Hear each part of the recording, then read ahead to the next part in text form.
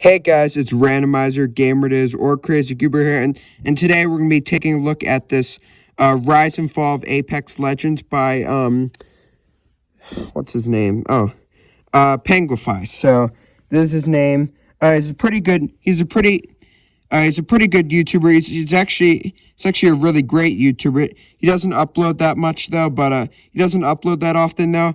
And I saw this video by him, and yes, I've watched it multiple times, and while it's really entertaining to watch, I watched it again recently, and there's some problems that I have with this video. Like when he was exposing the problems of Apex, I'm like, no, this isn't real, and I gotta just let you guys know that no, this is not how Apex. This is not how Apex is. And if Apex has been declining, these aren't the reasons why. Actually, some of these claims are true, but also some of them are not, or almost most of them are not. We're just gonna be going over this, and we're. I still remember the first time. This needs to be turned. Now this part, hold on. This part of the video is basically explaining how good the game was, and how he enjoyed the game, how it was good.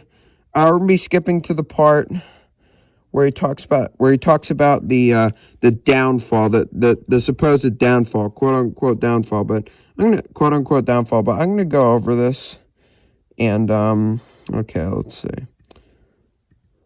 Jump to heal while taking an aggressive position, retreating from a fight, or just having mechanic, making this niche, fun movement tech incredibly useful in the right hands. Until they removed it. God, if this game gets rid of bunny hop healing, I don't bunny hop healing. But bunny hop healing. Now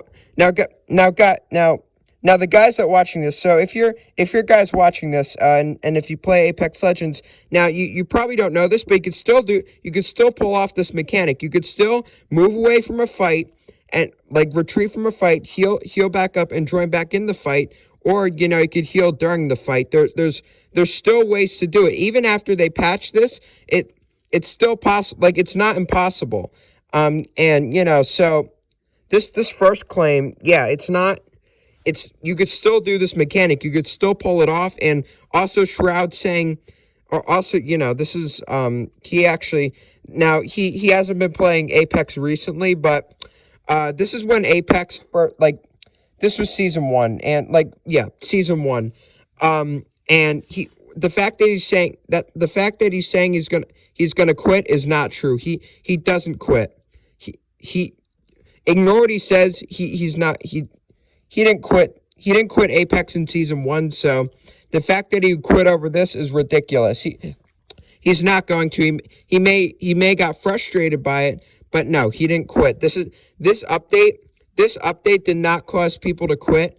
It didn't immediately decline the player base. It didn't, you could, and also, yes, you could, as I just said, you could still pull off this mechanic. It's not impossible to do.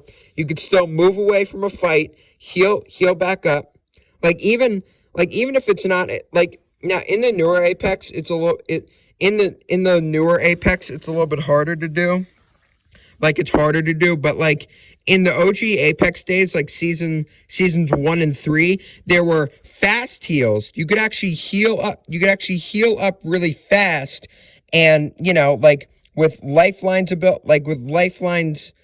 lifelines passive, with gold armor perks allowed you to fast heal. So even if they remove this, you could still move away from a fight, heal back up really quick, join back in the fight, or even during the fight, you could pull off some healing. You could pull off some heals. But randomizer, it wasn't as good as it was. Well, you could think that it's still not. This was not that bad. Again, this is completely debunkable. This did not cause people to immediately quit. So debunkable. This is not true. It's such a good fucking feature. Oh, by the way, sorry about that. Swearing. The devs don't. I'll take this name. What a slap in the face. a beloved mechanic removed under the guise of being an exploit. Yeah, this, no. From my point of view, this... No, yeah, this is from his point of view.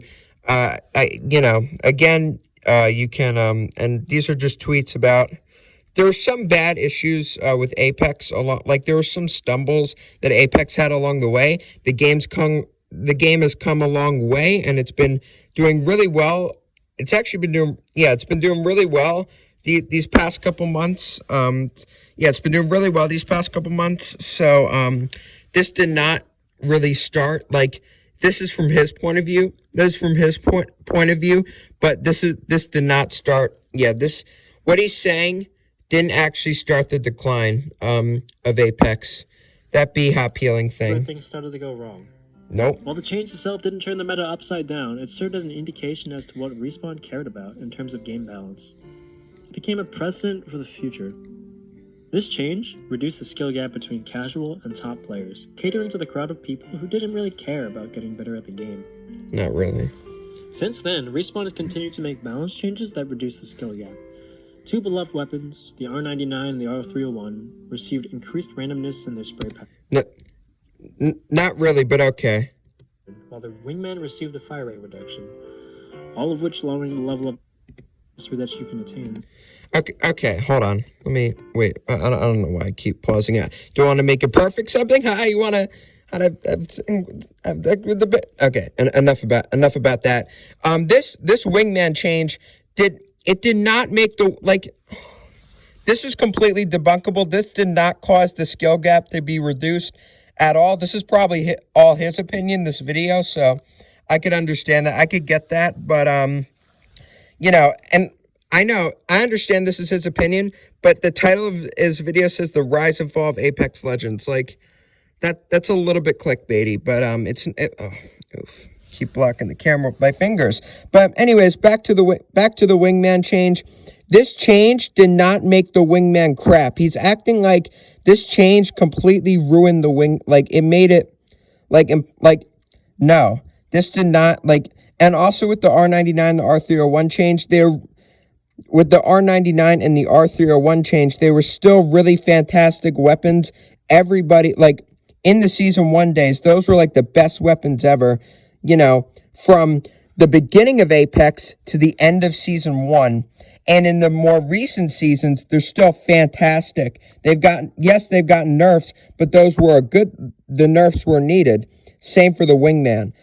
Now, they slightly decreased the fire rate, and maybe they changed a couple damages, but that did not make the Wingman, less skill. The Wingman is still, even some pro Apex players, even after this Wingman nerf, they still said it's the best gun in the game. So, yeah, again, this is debunkable. This is not real. He doesn't really prove that people were complaining about this update. So again, exactly. 3 of the 4 meta legends, Wraith, Pathfinder, and Lifeline, received a nerf, making them take extra damage from everything. Hold on. Again, this discouraged aggressive play and forced players to be much more passive in their position. No. Now, I'm gonna completely disagree with this. So basically, this change, now Lifeline Pathfinder doesn't really need low profile, but it wasn't that bad. It was only this does not make players be more passive. It does not discourage aggressive play. I'll explain why right now. So in the change, they take more damage. They only take more damage by 5%. It's only 5%. Now the Wingman does 45 damage. 45 damage to the body. 90 damage. 45 damage to the body, 90 damage to the head. Now, I'm going to do the math. So let's say if you hit a Wraith player, and you're going to do 5% more damage than you normally do by hitting, the Wingman does 45 damage to the body. To a Wraith, I'm going to show you how much damage it does. We're going to do 45 times 1.05, which is 5% more. Let's do this. Now, hold on, if I could, okay, there, X out of this.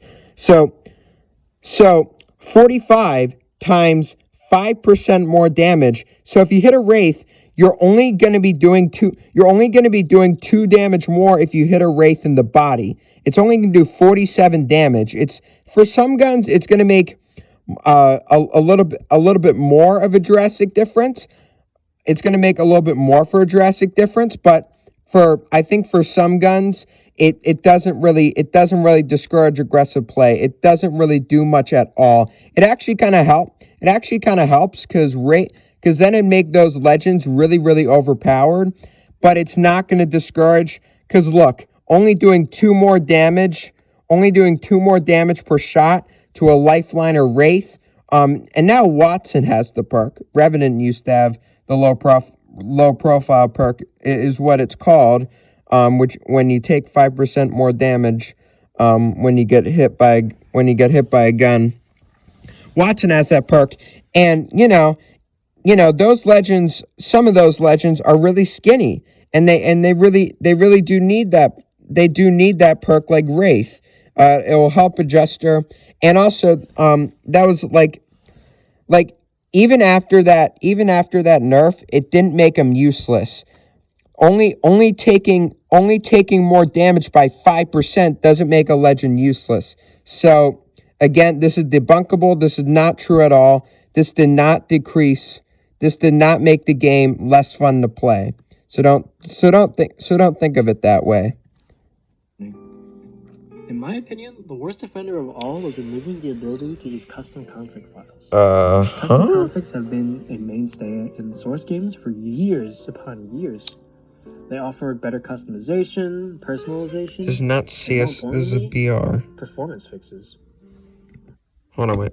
Not only did this hurt frame rate and performance, it forced players to deal with a horrible... Now, you know what? So, yeah, there's a horrible muzzle flash. Okay, hold on, let me show this. Not only did this hurt frame rate and performance, it forced play... It didn't hurt frame rate and performance by much. Yes, the game from the very beginning had performance issues. So, again, it's not going to make a big difference, but I want to showcase this. Now, you know what's going to fix that issue? Putting a scope on the gun, which is not that hard to find, and it's not like you're not going to be hitting... You're going to be... If you're a really skilled Apex player, and if that happened, like, for example, Lyric's a god... Lyric's a freaking god at Apex. You're still going to be... He'll still be beaming people, even if there's a slight flare. And that could be fixed by putting a... That could help reduce the problem by putting a scope on the gun. If you put a scope on the R99, you don't even need this, by the way. This is I don't understand how people believe that this. This is totally fake. I don't know. I don't understand how people are like, I don't understand how people are like, oh yeah, these did cause the problems. These were the problems why Apex was failing. They're not. They're absolutely not. This is. Flash and visual clarity that Apex is known for now. Not being really. able to see your opponents in dark rooms is a terrible balancing mechanic that reduces... He was in the storm, so of course the player is going to be harder to see. And turns gunfights into luck-based encounters. That iron sight's over. But it wasn't until the start of Season 2 that the meta shifted dramatically. Watson. The best offense is a strong defense. I don't think we fully understood the implications of Watson being as good as she was until much later. But she single-handedly turned the game from a fast-paced, high-action BR... Which this game still is. It's still a high-paced, high-action BR. But let's see the problem here. Okay, let's see. Fine.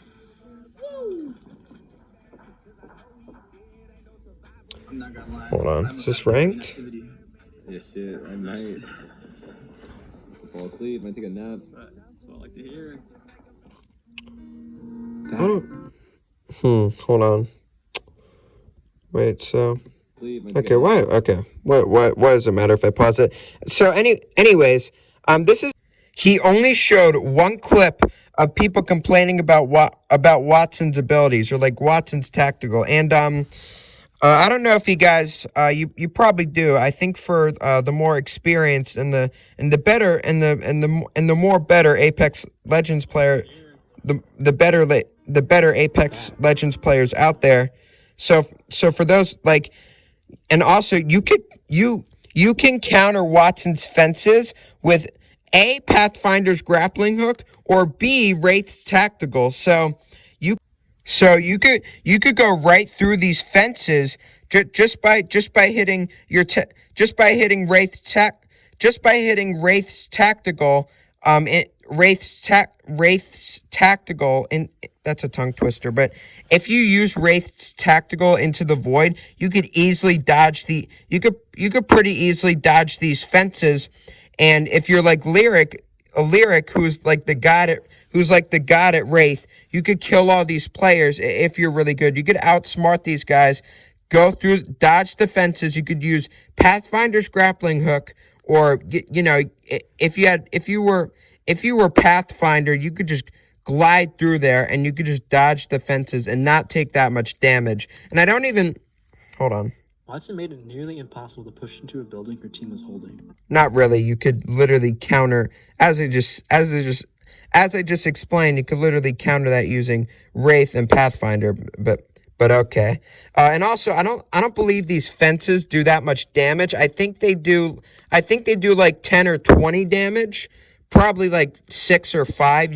You guys could correct me in the comments down below if I'm wrong, but they don't even do that much damage. So like, it's not even gonna be a big deal anyways. And if these are all bad players, you could kill them easily. And you could also shoot these fences down, by the way, with your guns. So yes.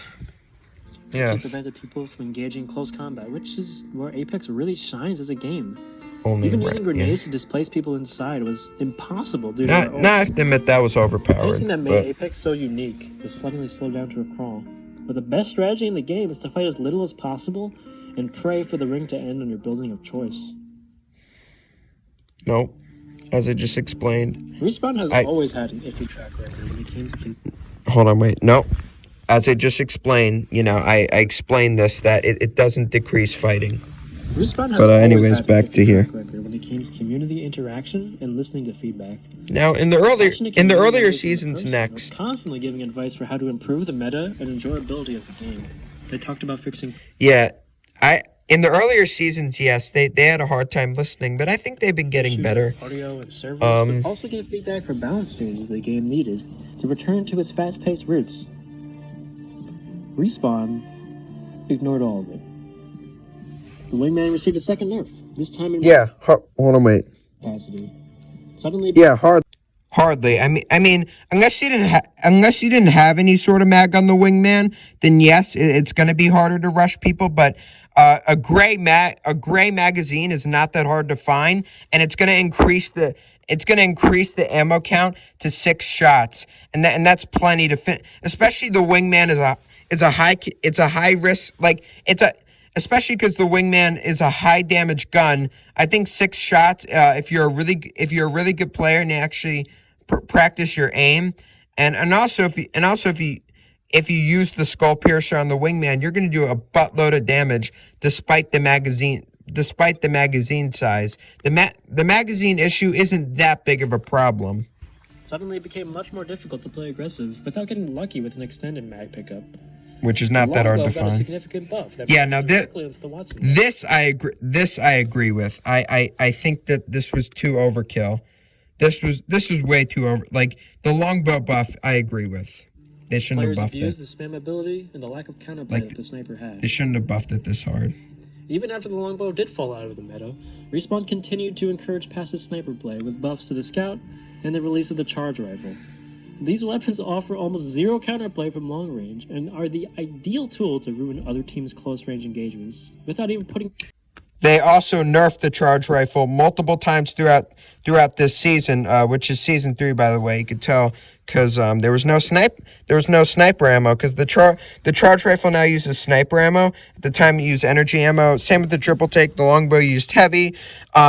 Yeah, I think the first patch of the season was a nerf to they nerfed the charge rifle multiple times throughout the season, so it became less useful of a long range weapon, meaning that you weren't really scared of it no more. You weren't scared of it anymore throughout the season. It wasn't that big of a deal to deal with, you know.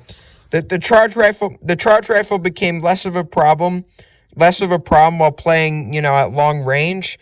They did a good job nerfing it. It needed those nerfs. If it's a strong weapon, it could be too powerful. So, again, they actually, when people are getting annoyed by, like, you know, I don't even think it took I don't even think it took one complaint to nerf this thing.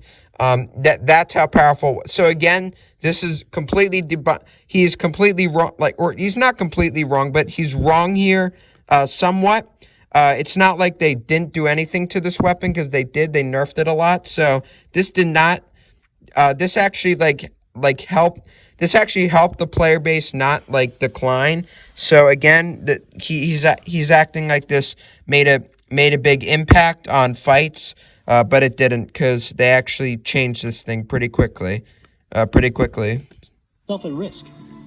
No, I just explained no. Hey, now, I didn't ask to be the best. Let's see what this is. Look at this dude. Yeah, Gibraltar sucked ass back then. It's in a much better place now, but I'll explain that in a sec.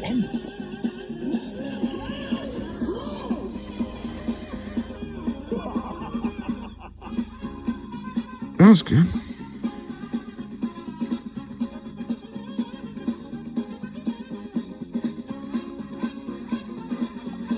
What?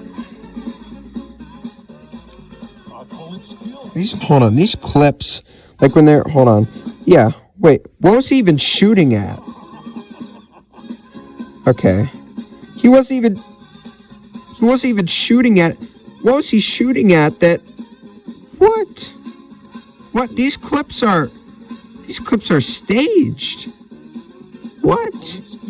No way that's real. No, that's real. I mean, that's a legit clip, but when, I'll show you guys. Look at this. He shot at a robot. Like, he shot at a robot. Like, I don't get it. These clips are staged. Now, this is not this is not the end of the world. It's not the end of the world. I mean, Apex is pretty skillful. Yeah, it's a pretty skillful game, but like,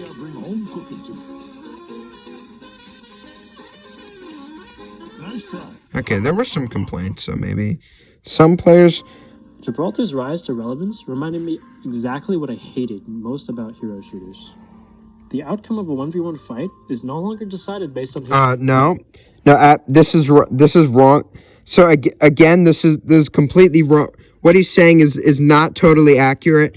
The reason why they buffed Gibraltar is because nobody used him, and Apex wants everybody like to at least try the characters. They're not, and they're not forcing you. Like, you shouldn't feel forced to use Gibraltar. And also at the time, this was season 3 when they buffed him. And the reason why they buffed him is because he was so bad, and you know, and maybe he was a little bit too strong, which I get, but again, they didn't even touch Wraith.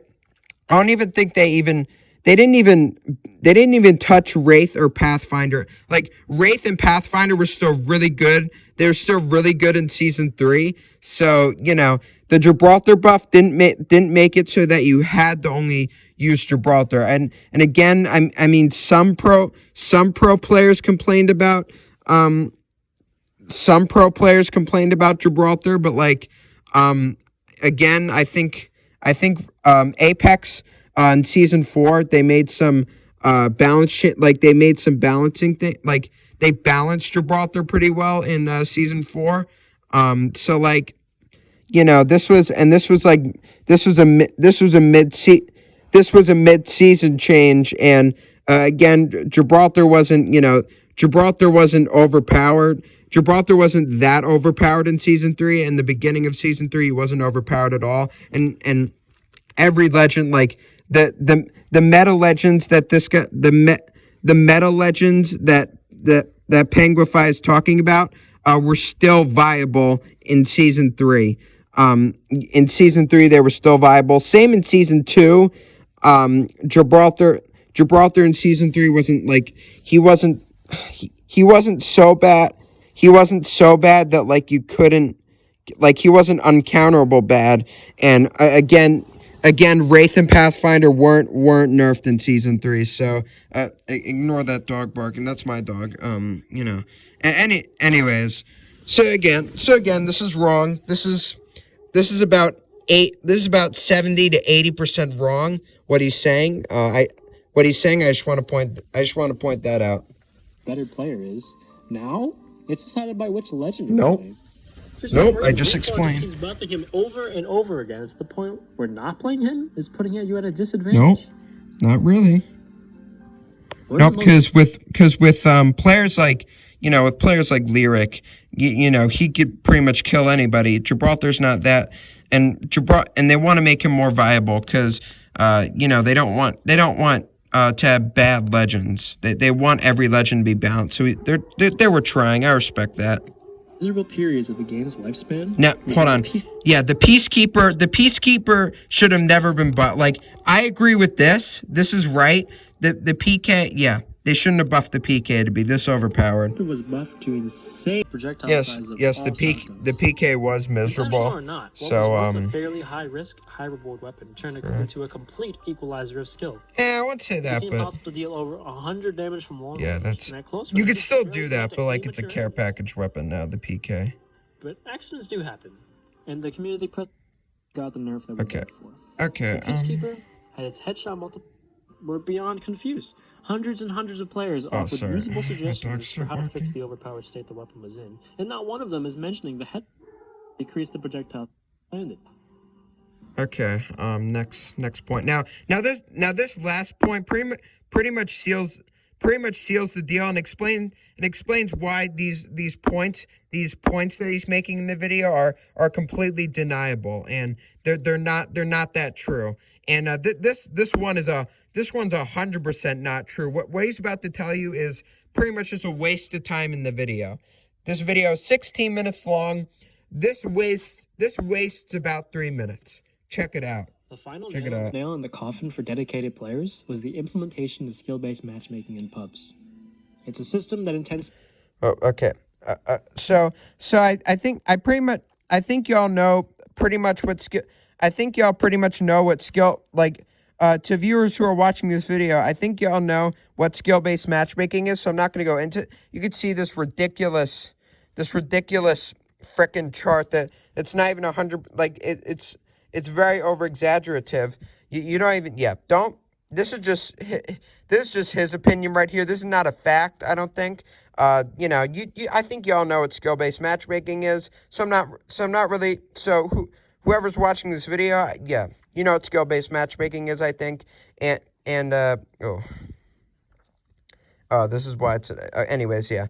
I'm not gonna go into this. Anyways, I doubt. Hold on. I doubt this. Yeah, I doubt this ever happened. I don't think there was a patch. I don't think there was a patch in season 3 one day. They're like, oh, here's skill-based matchmaking. We added it as a feature.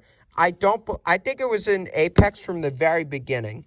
They did not just add it in. Like, I doubt I doubt this update ever happened. Like I think in one patch they increased the maximum level you could get in Apex to 500, but nowhere in the I don't think nowhere in the patch does it say that they added skill-based matchmaking. Absolutely not. And actually, I think it was in Apex from the very beginning. The reason why the reason why Apex was a lot less sweaty back in the day, it was because everyone was bad, and that was the reason why, because everyone was bad. So that could explain why, that could explain why everybody got killed off back in the day, and why Apex was a lot easier to play. It was a lot less sweaty because everyone was bad. Everyone was bad, and a lot more things were overpowered. But However, this is don't believe this at all. And I get it. Yeah, skill-based matchmaking, it's not a good thing, and it can be very annoying. It's not too horrible for Apex, but I think they should adjust it, and I think they did a pretty decent. I think they did a pretty decent job at adjusting it recently. Recently in the most recent seasons, but just no, fans and don't believe this at all. Skill-based matchmaking did not get added. It was added way earlier, so it wasn't. There wasn't a patch where it was added, so this did not happen. Ignore is this. a rarity, to say the least. There is no longer a mode that you can just relax and mess around with the Mozambique. You could still do that. It might be, a little bit try-hardy, but, it's still, yeah. I mean, I don't know. Everyone's playing passive, only looking to take fights that are almost over or to spam from afar with snipers. In ranked, that could happen in ranked, but, in pubs, I've seen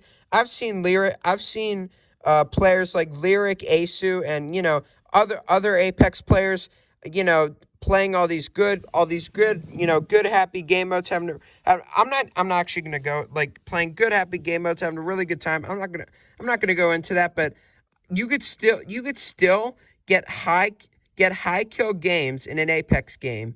You could still get high kill game. I've seen players like Aso and Lyric, in season 3 in an Apex game, still get high kill games, and still wiping squads. So it's not. This game is still not super campy. And also they didn't just add skill-based matchmaking. It was there from the start. And in season 3, people were still not that great at the game. People were still trying to learn it. And again, there was still some overpowered items. So again, this part of the video is completely pointless. It's 100% pointless. There's no point. My friends aren't really diehard FPS players. Every time they queue up with me, we're constantly fighting players with thousands of. Hold on, wait. This was, and by the way, skill-based matchmaking was adjusted to be much softer. So, which isn't fun for them. Yeah. Or for me.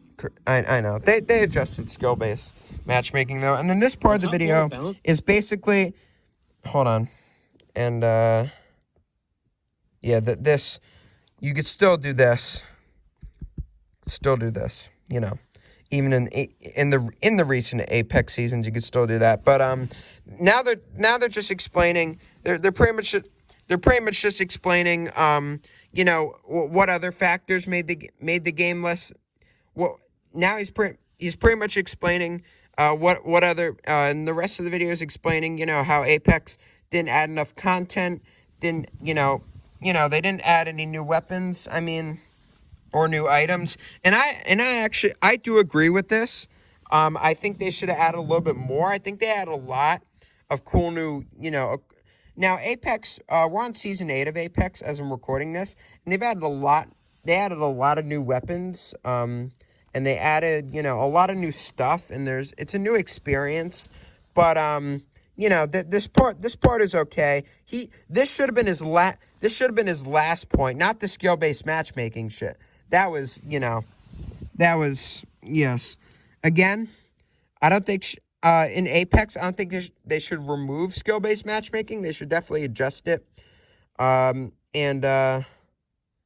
duo mode is still in the game. Also, this looks, I'm going to say right here, this looks like he put this together in around 30 minutes. I think Pingefys put this page together in less than 30 minutes. If I'm wrong, you could say in the comments down below, and you could tell me the real user. But I don't know. I don't think, because these complaints are literally he issued a lot of these complaints in the video. So I think he just put it all out on nobody else would complain. Nobody else did complain about all those things. We get to play on. No. Also, we rotate maps now, but he was about to say before I paused the video, yeah, and also World's Edge is a good map, and a lot of people said World's Edge might be better than could be better than King's Canyon, so That's just his opinion right there. But in nowhere, people did not issue their complaints. Like, these weren't the complaints, that other people on Twitter issued, like that play Which has Apex, his own laundry that list of play issues. Apex. We get content that we get Correct. in Apex. And Only the rest of the continues. video is basic, and also Apex is doing a lot better than this. This is just season 3, or it's not as good as it used to be, but it's still doing okay. I don't think it gets under 4,000. No, that's not. This is also incorrect as well, but I'm not going to go into that. The rest of the video is him explaining, summing up the game. So yeah, yes. Again, that skill. I don't even know why I included that skill-based matchmaking. That skill-based matchmaking change, because it wasn't a thing. The other issues could also be denied and debunked. But some of these issues are definitely valid. Like, snipers were a little bit strong. Some snipers were a little bit strong. The PK was too overpowered. There were some issues that he got correct, but he also got almost most of them incorrect. So again, all in all, in this video, I was basically just editing this video. Kind of, I was just pointing out the issues of this video and how he was wrong on some of his I was basically on almost every point he made, he was wrong, and I was basically just explaining that in this video. So don't believe this video. That it's entertaining. It's entertaining. Don't get me wrong. And I have nothing personal against this guy. It's mainly just YouTube.